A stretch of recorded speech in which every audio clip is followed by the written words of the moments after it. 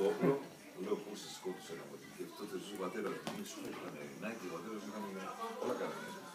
Σκότωσε το Come, Bella, bring it back.